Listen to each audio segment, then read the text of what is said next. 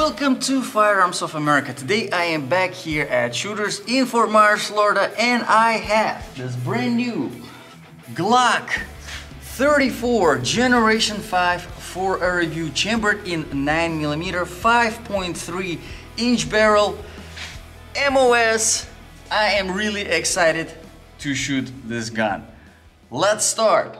Put a few rounds through it and we will see what's going to happen. Now, one thing I wanted to mention before I show this magazine to you, keep in mind, this is a California compliant gun. So instead of having your full 17 rounds, you only get 10 because California. It all makes sense. So I'll put 5 rounds through it anyway, not gonna complain too much. And we will see if I can hit that little orange circle right there.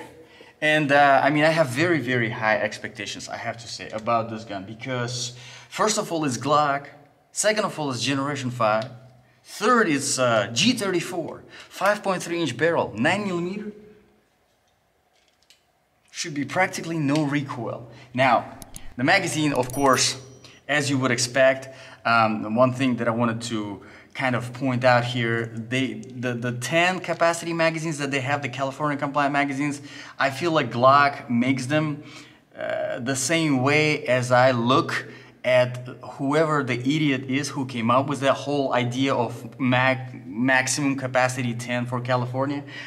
So they don't feel as good as regular standard Glock magazines. So if you live anywhere else, like myself here in Florida, and if you come across one of these and you buy it, just replace the magazines and enjoy the process. So let's do some shooting and see how this handles. All right, orange on the top. Close, close, very close. Yes! Haha! All right, so, wow, okay, the recoil here is non-existent. All right, I mean, this thing handles 9mm like it was born with it, which, I mean, it was. If you check out the history of the Glock, which I actually have done a video on it, because I'm a huge fan of a Glock, check it out, you're gonna like it. Now, the Glock G17, the very first one, it was designed to handle the 9mm. So that's what I'm saying. Okay, so let's come back to this thing right here and let's talk about a few features. Let's start with our grip. Now, grip is one of the things that changed between the generations. You have your Generation 3 grip, Generation 4 grip that had those finger grooves on the front, which I liked. I like them. But I can't say that this one feels worse or anything like that. And I know there will be people out there that prefer finger grooves, and of course there will be people that are very happy that the finger grooves are finally gone. But I have to say the aggression, the stippling that was implemented, stippling, right? I think that's the word, that was implemented here on this grip is very, very similar, apart from not having the finger grooves, to the Generation 4. One thing that I wanted to mention here, all the brand new Glocks, they come with the grip wideners, extenders. So if the original grip feels too small or too narrow for you, you can always make it fatter. Pretty good, why not? Also, you see it kind of already has by default a little bit of a magwell shape going, which is nice considering that your good old Glock magazines have a little bit of a narrower entrance, make it very easy to stick one in. But speaking of the magazines, you probably noticed a little bit of a difference.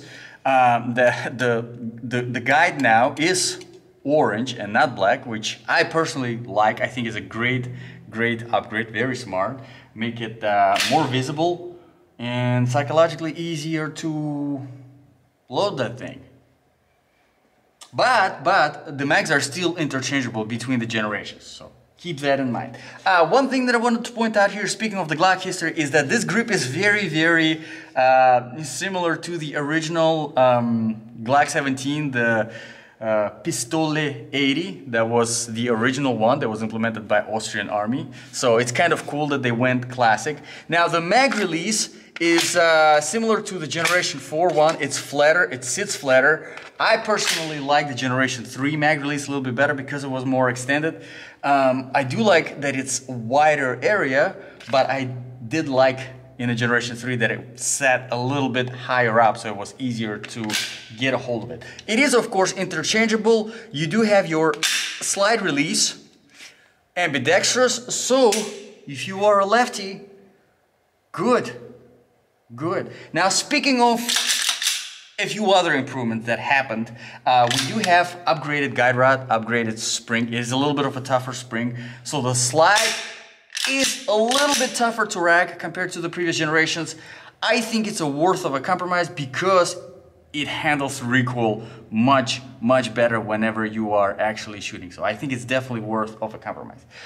You do have your serrations on the front and on the back. So whether you're like this, like this, no, I'm not gonna do that. You can do that. Of course, you have your standard Glock sides, which honestly for me takes some time to adjust to them, but overall pretty good. So let's put 5 more rounds through it, and then this time shooting it, let me try to concentrate more on the trigger, and we will talk about the trigger. Now typically whenever it comes to the Glocks, whenever you have a longer barrel, you have a lighter trigger. So the bigger the Glock, the lighter the trigger. So this particular one is 24 and pull on this one, so feels lighter, which I do like. I do like lighter triggers because I'm a fan of that light single action trigger that you can find on a lot of 1911s. But back to the Glock.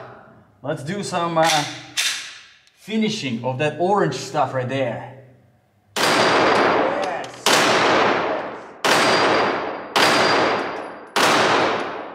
Aha. Much better group than the previous Glock 19, obviously. But let's talk about the trigger. So, for the people who are not familiar, who are not into Glocks yet, because you don't have it, or you're just considering to buy one, you probably noticed that there is no safety, nothing. So you're wondering, what kind of safety does this come to? So there is a system here, it's called Safe Action, and it is this little pre-trigger that you can see. Basically, what was designed for is against the drop. So if you drop the gun, it's not gonna accidentally shoot. Because unless you are pressing on that pre-trigger, you can try pulling the trigger without pressing that and it's not going to happen. Overall, pretty good system. Also, why I like this pre-trigger is because it gives you the feel that your finger is now on the trigger. But let's concentrate more on the trigger pull. So we have our about 2.5, maybe even 2 millimeters of a very familiar safe travel, and then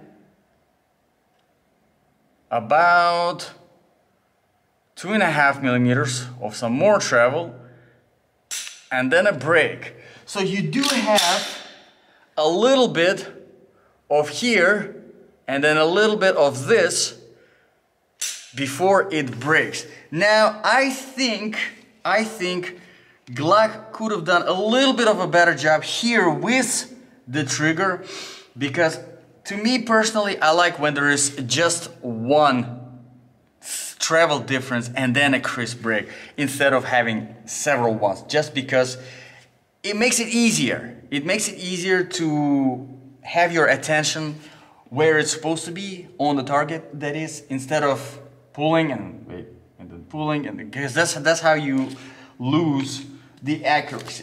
Now a few other things as a design features, you have your serrations on the front of the trigger guard. So if you're one of those grippers, you're gonna appreciate it. Of course, you have your accessory rail, so if you have it as a home defense weapon, you can put up some flashlight on it. pretty good. Why not? I mean, Glocks, they're one of the most modified handguns out there. I'm gonna put 5 more rounds through it, and then we'll try to come up with some more or less reasonable conclusion, if that's even possible at this point for me. So, you probably are wondering, as a brand new Glock, what does it come with? Well, as long as you are not getting a California compliant, stupid 10-round magazine, you will get your standard 3 magazines, 17 capacity, which you can upgrade to 19, 24, 31, 33, do it. And then shove it in the face of Gavin Newsom, just because you can. If you live in Texas or Florida, or literally anywhere else but California. But you do have 3 of those. You do have a speed loader, which I gotta try to use one of these days. I don't even know how to use it, but speed loader. You do have a set of these grip wideners. You do have obviously your lock, and here it doesn't come with any of these, trust me. Here you're also getting your barrel brush, which is very nice. You know, Glocks, they encourage you to get a little bit more intimate with your firearm and learn how to clean it. And of course you get your MOS adapter set, which is 4 different adapters for different kind of optics out there. Pretty good. Get everything you need. Bunch of paperwork, which you should read.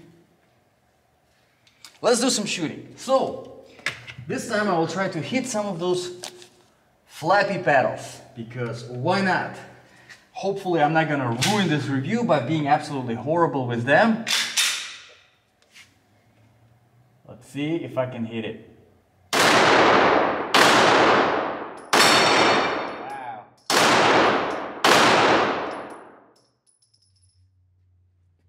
And I ruined my review.